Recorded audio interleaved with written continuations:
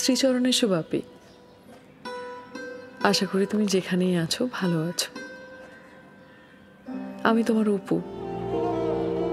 তোমার মা মারা যাওয়ার পর থেকে তুমি আর একটা কথাও বলোনি আমার সাথে। মা থাকাকালীন কতগুলো কথা হয়েছে বাপি। জানো তো বাপি, আমার এখন খুব জানতে ইচ্ছে করে যে তোমার দিনগুলো ঠিক কিভাবে কাটতো।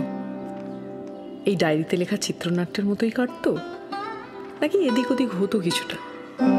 একটা বয়স্ক মানুষ সারাদিন তোর টু ডু লিস্ট বানিয়ে যাচ্ছে।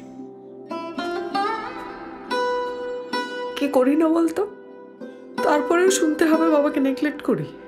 তোমার পক্ষে কি আজকে তাড়াতাড়ি বাড়ি ফেরা সম্ভব?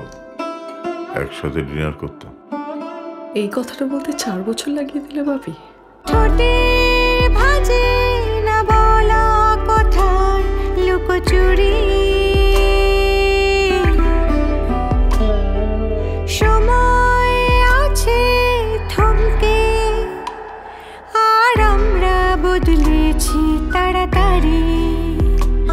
অপু আমাকে পছন্দই করে না। আমি না এই লোকটাকে নিয়ে আর পারছি না, জানিস।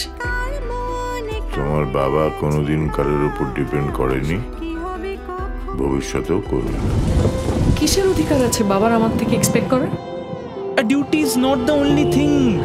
ডিউটি সবাই করতে পারে, পাশে সবাই থাকতে পারে না। সকাল থেকে বাড়িতে ছিল না বলে কোনো খোঁজ নেওয়ার প্রয়োজন মনে করা হয়নি, তাই তো? আই জাস্ট হেট হিম। ভোরের আলোর রেখা প্রথম তোমার খোঁজে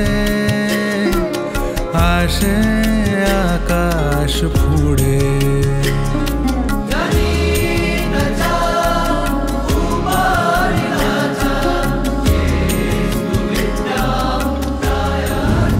তুমি কি ঠিক করেছো? আমার সঙ্গে আর কথাই বলবে না?